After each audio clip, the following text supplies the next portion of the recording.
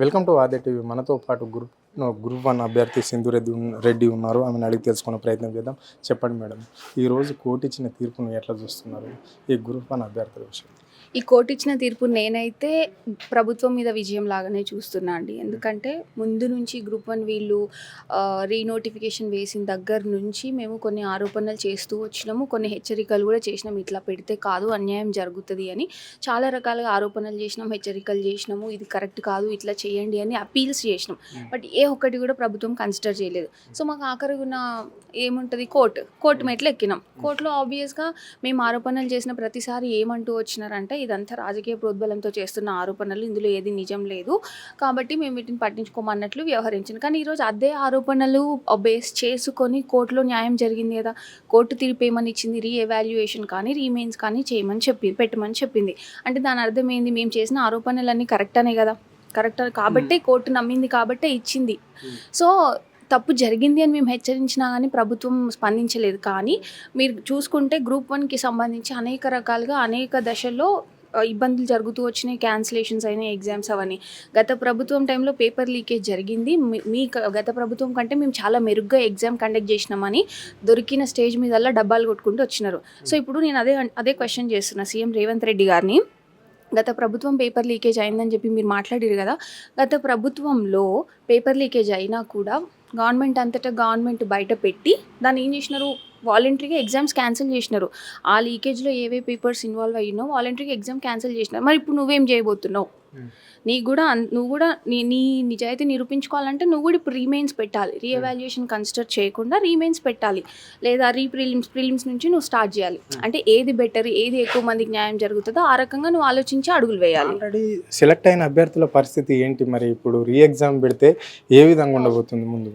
తప్పకుండా అండి, ఇది చాలా సెలెక్ట్ అయిన వాళ్ళకి చాలా ఇబ్బందికరమనే చెప్పచ్చు. నేను కూడా ఒకవేళ సెలెక్టెడ్ లిస్ట్లో ఉండుంటే నాకు కూడా ఐ కెన్ అండర్స్టాండ్ వాళ్ళ బాధ నేను అర్థం చేసుకోగలను. బట్ ఇట్ ఈస్ ఇదంతా ప్రాసెస్ మీద కాబట్టి డెఫినెట్గా కోర్టు ఇచ్చిన తీర్పు అది సెలెక్టెడ్ అయినా నాన్ సెలెక్టెడ్ క్యాండిడేట్స్ అయినా యాక్సెప్ట్ చేయాల్సిందే. బాధ అయినా కష్టమైనా అన్ని భరించుకొని ముందుకు పోవాల్సిందే. So I feel sorry for them. కాకపోతే ఖచ్చితంగా కోర్టు మాత్రం రివాల్యుయేషన్ చేయాలి అని చెప్పింది. కాని పక్షంలో ఒక 8 months తర్వాత ఎగ్జామ్ పెట్టాలి అని అంటుంది. మరి మీరు ఏ విధంగా డిమాండ్ చేస్తున్నారంటే ఎగ్జామ్ పెడితేనే బాగుంటుందా, లేకుంటే రివాల్యుయేషన్ చేస్తే బాగుంటుందా? డెఫినెట్లీ రీమెయిన్స్ పెడితేనే బాగుంటుంది. ఎందుకు రీఎవాల్యుయేషన్ చేయొద్దు అంటున్నామనంటే, ఇప్పుడు ఆల్రెడీ మీరు ఒక కాన్స్టిట్యూషనల్ బాడీ చేసిన రీఎవాల్యుయేషనే తప్పు, అది చెల్లదు అని చెప్పి కోర్టు ఒక తీర్పు ఇచ్చింది అని అంటే, మీరు మళ్ళీ రీఎవాల్యుయేషన్ చేసినప్పుడు అవే మిస్టేక్స్ రిపీట్ చెయ్యరు అని మాకు గ్యారంటీ ఏది? మాకు నమ్మకం లేదు కదా. ఆల్రెడీ ఒకసారి తప్పు చేసినావు, ఎట్లా నమ్ముతాం మళ్ళీ మేము? నమ్మలేము కదా. సో ఆబ్వియస్గా వాళ్ళ నిజాయితీ నిరూపించుకోవాలంటే రీ ఎగ్జామ్ కండక్ట్ చేయాల్సిందే. మరి ఇప్పటి వరకు అధికారంలోకి రాగానే టీజీపీఎస్సీ పక్షాలను చేస్తామన్న ఈ రాష్ట్ర ముఖ్యమంత్రి, మరి అది ఇంప్లిమెంట్ అయినట్లన్న ఈ రాష్ట్రంలో పక్షాలను జరిగిందా? లేదండి, ఎట్లా ప్రక్షాళన జరిగింది? అసలు బోర్డుని కంప్లీట్గా రిక్రూటే చేయలేదు. అంటే బోర్డులో ఉండాల్సిన మెంబర్స్ని కంప్లీట్గా రిక్రూట్మెంటే నువ్వు చేయలేదు. చేయకుండా నువ్వు ప్రక్షాళన జరిగింది అని ఎట్లా చెప్తున్నాం? మేము అదే ప్రతిసారి రేవంత్ రెడ్డి గారు చెప్పిన ప్రతిసారి మేము రేవంత్ రెడ్డి గారి దృష్టికి తీసుకెళ్తూ ఉన్నాం. అది విమర్శించుకుంటూనో అపీల్ ప్రకారంగానో చెప్పింది ఏంటి, మీరు ప్రక్షాళన చేయలేదు, చాలా ఉన్నాయి జరగాల్సినవి, అవి చేసి మాట్లాడండి అని మేము చెప్పాము.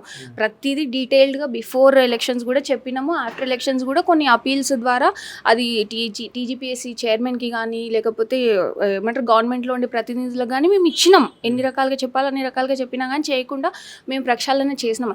ఒకవేళ ప్రభుత్వం చేసిన ప్రక్షాళనే కరెక్ట్, వాళ్ళు చేసిండ్రు అని అనుకుందాం. మరి ఈ తప్పిదాలు ఎట్లా జరిగినాయి, ఎవరి ప్రమేయంతో జరిగినాయి ఈ తప్పిదాలు? ఇదంతా హోల్ ఎపిసోడ్ చూస్తుంటే మహేందర్ రెడ్డిని 1 year కాలపరిమితి 1 year అపాయింట్ చేశారు చైర్మన్గా. ఎందుకు అపాయింట్ చేయాల్సి వచ్చింది అంటే మొత్తం ప్రాసెస్ అంతా నీకు అనుకూలంగా ఉండాలనే కదా. ఒకనాడు మేము ప్రొటెస్ట్ చేసినాడు పోలీస్ బందోబస్తుతోటి మమ్మల్ని అందరినీ ఆపినాం. కానీ ఈరోజు ఏమైంది, నువ్వు చేసినవన్నీ తప్పులని నిరూపితమైనాయి కదా. దీన్ని ఎట్లా చూస్తాం? ఇప్పుడు నేను అందుకే ఒకటి అపీల్ చేస్తాను. ఫస్ట్ మీరు నిజాయితీగా చేశారు అని చెప్పాలి అనుకుంటే, మా ప్రజాలోకానికి చెప్పాలి అనుకున్న వాళ్ళైతే రీ ఎగ్జామ్ పెట్టండి. లేదు మేము ఇంతే మొండిపోకూడదు రీవాల్యుయేషన్ పోతాం అంటే మీకు ఆ సత్తా లేదు కాబట్టి మీరు రిజైన్ చేయండి. అది టీజీపీఎస్సీ చైర్మన్ రెసిగ్నేషన్ మేము డిమాండ్ చేస్తాం ఖచ్చితంగా, రీమెయిన్స్ పెట్టకపోతే. ఇక్కడ నిరుద్యోగులు ఉద్యోగాలు అవసరం లేదు, మాకు ఇచ్చినయే సరిపోతుంది, ప్రజాపాలనలో బాగుంది అని చెప్పేసి ధర్నాలు ఆందోళన చేస్తున్నారంట కదా. నిరుద్యోగ యువత ఉద్యోగ అవకాశాలు వద్దు మాకు అని చెప్పేసి ముఖ్యమంత్రి అంటున్నాడు. ఇది వాస్తవమేనా? కాదండి, ఇది అవాస్తవం. ఎందుకంటే ముఖ్యమంత్రి గారు అధికారంలోకి వచ్చినప్పటి నుంచి కూడా ప్రతి ఒక్కటి అబద్ధాలు చెప్తూనే వచ్చారు. అన్ని డైవర్షన్ పాలిటిక్స్ నడిపిస్తూ వచ్చారు. కానీ ఎస్పెషల్లీ నిరుద్యోగుల విషయంలో మాత్రం స్టేజ్ ఎక్కిన ప్రతిసారి ఒక కొత్త అబద్ధం, ప్రతిసారి ఒక కొత్త అబద్ధం చెప్తూ వచ్చిండ్రు. సో ఆ అబద్ధాలన్నీ ఏమంటే ఈరోజు తెలిసిపోయింది జనాలకి. ఎందుకంటే గ్రూప్ 1 విషయంలో కోర్టు ఇచ్చిన జడ్జిమెంట్తోనే నీ ప్రభుత్వానికి ఏది చేత కాలేదు, నీ ప్రభుత్వం ఏది సక్రమంగా నిర్వర్తించలేదు.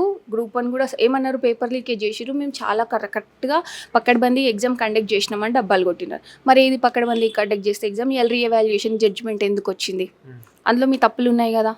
మరి దీన్ని ఏ రకంగా ప్రజాపాలన అంటామంటే, నువ్వు నీ ఇష్టానికి కాలయాపన చేస్తావు, నీ ఇష్టానికి అబద్ధాలు చెప్పుకుంటూ వచ్చి ఈరోజు నిరుద్యోగుల్ని బలి చేస్తున్నారు కదా. ఇప్పుడు ఒక ఆస్పిరెంట్గా నేను గ్రూప్ 1 మెయిన్స్ రాసిన అభ్యర్థిగా గ్రూప్ 1 మెయిన్స్ ఆల్మోస్ట్ 7 days రాసామండి. ఎంత స్ట్రెస్ ఉంటుంది. ఇప్పుడు మళ్ళీ పోవాలంటే ఎవరికైనా అది బర్డెనే. ఇప్పుడు రానోళ్ళకి ఏముంది, నాకు మళ్ళీ ఛాన్స్ వచ్చిందని ఆనందపడతాం. కానీ వచ్చిన వాళ్ళు అరే వచ్చేదాకా వచ్చింది పోయిందని బాధపడతారు. ఏ రకంగా చూసుకున్నా అసలు ప్రిలిమ్స్లోనే క్వాలిఫై కాని వాళ్ళని G-29 వల్ల అట్లా నష్టం చేసినాం. నువ్వు ఏ స్టెప్ కరెక్ట్గా చేసింది ప్రభుత్వం? అది TGPSC బాడీ కానీ ప్రభుత్వం కానీ. ఇప్పుడు ప్రభుత్వం సూచనలు ఇవ్వాలి కదా TGPSCకి. ఎందుకంటే ఆల్రెడీ వీళ్ళు దెబ్బతిని ఉన్నారు. వాళ్ళ పేరు చెప్పుకొని మేము అధికారంలోకి వచ్చినాం కాబట్టి మీరు ఈసారి ఇంత పక్కడబంది కండక్ట్ చేయండి అని మీరు సూచనలు చేయాల్సి ఉండే ప్రభుత్వం. కానీ ప్రభుత్వం ఎటువంటి సూచనలు చేయకుండా వదిలేసింది. సో అక్కడ ఏం అర్థమైపోయింది, వాళ్ళు వాంటెడ్లీ చేసిరు, ఇందులో ఉద్యోగాలు అమ్ముకున్నారు, ఎవరి ఇన్వాల్వ్మెంట్ ఉంది ఏంది అనేది అంతా అర్థమైపోతుంది కదా. Okay, right. మరి ఇంత అన్యాయం నిరుద్యోగులకు జరిగినా కానీ ఎందుకు మేధావులు విద్యావంతులు ఎందుకు నోరు మొలపడం లేదు? ఇక్కడ పెద్ద మనుషులు అనుకునే వాళ్ళు ఎందుకు మాట్లాడలేకపోతున్నారు? ఇక్కడ ఇప్పుడు సోకాల్డ్ పెద్ద మనుషులు అని మనం ఎవరినైతే సంబోధిస్తున్నామో వాళ్ళందరికీ కాంగ్రెస్ వచ్చినాక ఏమైంది, పదవులు వచ్చినాయి. ఇప్పుడు నోరు మీద తిప్పితే ఏమవుతుంది, వాళ్ళ పదవులు పోతాయి. నిరుద్యోగుల ఉద్యోగాలు పోతే నా ఉద్యోగం నాకు ఇంపార్టెంట్ అన్న ధోరణిలోనే ఆలోచిస్తున్నారు. అట్లాగే అందుకనే సైలెంట్గా ఉంటున్నారు. ఇప్పుడు వాళ్ళ నోర్ల మీద తిప్పితే వాళ్ళ ఉద్యోగాలు పోతాయి కదా. వాళ్ళు ఎందుకు రిస్క్ తీసుకుంటారండి మా కోసం? అధికారంలోకి వచ్చి ఉద్యోగాలు వచ్చేంత వరకు ఎంత రిస్క్ అయినా చేస్తారు ఏ పెద్ద మనిషి అయినా. వన్స్ అధికారంలోకి వచ్చినాక ఏ రిస్క్ చేయరు. అది వాళ్ళ పాలసీ, అది వాళ్ళ వే ఆఫ్ ఇది సొసైటీ గురించి. సో ఇంకో విషయానికి వస్తే ఇక్కడ మాత్రం కొంతమంది విద్యార్థులు నిరుద్యోగులు మాత్రమే ఆందోళన చేపడుతున్నారు. వాళ్ళంతా ఇతరతర పార్టీల దగ్గర కొంచెం తీసుకొని వాళ్ళు ఆందోళన చేస్తున్నారు. వాళ్ళంతా పెయిడ్ ఆర్టిస్టులు అని చెప్పేసి రాష్ట్ర ముఖ్యమంత్రి అంటున్నాడు. దీన్ని ఎట్లా చూస్తారు? ఇప్పుడు ఒక ముఖ్యమంత్రిగా పెయిడ్ ఆర్టిస్టులను ఆయన మాట్లాడాల్సిన మాటనే కాదని నేను భావిస్తాను. ఎందుకనంటే ముఖ్యమంత్రి అనే అతను ఫోకస్ చేయాల్సింది అడ్మినిస్ట్రేషన్ మీద, అడ్మినిస్ట్రేషన్లో జరుగుతున్న లోపాల మీద, లేకపోతే ప్రజలకు కావాల్సిన అవసరాలు తీర్చే దాని మీద మాట్లాడాలి. అట్లా కాకుండా ఎవరు ధర్నాలు చేస్తున్నారు, వాళ్ళు ఏ పార్టీతో అయి ఉన్నారు, లేకపోతే వాళ్ళకి ఏ పార్టీ ముద్రేస్తే బాగుంటుంది అని ఒక ముఖ్యమంత్రి అట్లా మాట్లాడడం చాలా సిగ్గుచేటు నా వరకు అనిపిస్తుంది. ఎందుకు అది అవసరం లేదు. ఇప్పుడు ఒకవేళ పార్టీ వాళ్ళు చేసినా ఎవరు చేసినా నువ్వు చేసే దాంట్లో తప్పు ఉందా లేదా నువ్వు ప్రశ్నించుకోవాలి కదా. నువ్వు చేసే దాంట్లో తప్పు ఉంది అని ఈరోజు బహిర్గతం అయిపోయింది. ఈరోజు నువ్వు ఎంతమందిని పెయిడ్ ఆర్టిస్టులు అన్నా కానీ, లేకపోతే ఇంకే వేరే పార్టీ ప్రోద్బలంతో చేస్తున్నారు అన్నా కానీ అది ఆయనకే రివర్స్ అటాక్ అవుతుంది తప్ప మాకు ఒరిగేది ఏం లేదు. ఎందుకంటే ఇప్పుడు నేను ఎగ్జామ్ రాసానా రాయలేదనేది చాలా మందికి తెలుసు, ప్రతి ఒక్కరికి తెలుసు. అంతెందుకు ఎవరి వరకు అవసరం లేదు, నాది నాకు ఉండాలి కదా. నేను రాసా, నేను అది ఏ రకంగా ప్రూవ్ చేసుకోమన్నా నేను చేసుకోగలుగుతా. కానీ రేవంత్ రెడ్డి గారు పెయిడ్ ఆర్టిస్టులను ఎవరినైతే అంటున్నారో వాళ్ళని ఏ రకంగా ప్రూవ్ చేస్తాడో ప్రూవ్ చేయమని చెప్పండి. ఇప్పుడు నిరుద్యోగులు లేనిది, విద్యార్థులు లేనిది ఇక్కడ కాంగ్రెస్ పార్టీ అధికారంలోకి వచ్చిందా? మరి వచ్చిన తర్వాత మీకు ఉద్యోగ అవకాశాలు కల్పిస్తాం, జాబ్ క్యాలెండర్ ఇస్తామని చెప్పిన తర్వాత ఈ గ్రూప్ 1 కావచ్చు, గ్రూప్ 2 ప్రిపేర్ అయ్యే వాళ్ళకు వీళ్ళంతా యూనివర్సిటీలలో చదువుకునే వాళ్ళు, అశోకనాలో చదువుకునే వాళ్ళు, వీళ్ళంతా మృదుపోయిన బెండకాయలు కూడా అన్నాడు. దీన్ని ఎట్లా చూస్తారు మరి? It's a senseless chief minister. ఎందుకంటే అది మాట్లాడాల్సిన మాట కాదు కదా. అవును, ఒక్కొక్కరి కారణాల వల్ల, ఎవరికి ఉన్న పరిస్థితుల వల్ల వాళ్ళు కొన్ని ఎక్కువ సంవత్సరాలు చదువుతారు, ఇదే ధ్యేయంగా బ్రతుకుతారు, ఇదే ఫ్యాషన్గా వాళ్ళు చదువుకుంటూ పోతారు. అట్లాంటి దాన్ని ఎట్లా కామెంట్ చేస్తారండి? అంటే వాళ్ళకి ఇదే నిరుద్యోగులు అవసరం వచ్చినాడు, నిరుద్యోగులు దేవుళ్ళు, ఇంకే రకంగానైనా మంచోళ్ళు. కానీ అదే నిరుద్యోగులు వీళ్ళకి ఎదురు తిరిగినాడు, ముదురు బెండకాయలు అవుతారు, ఇంకొకటి అవుతారు. అయినా అసలు బేసిక్స్ తెలంగాణకు సంబంధించిన జాగ్రఫికల్ బేసిక్ నాలెడ్జ్ లేని మనిషి మాట్లాడుతుండు అంటేనే అసలు ఆయనను పట్టించుకోదలుచుకోలేదు మేము ఫస్ట్ ఆఫ్ ఆల్.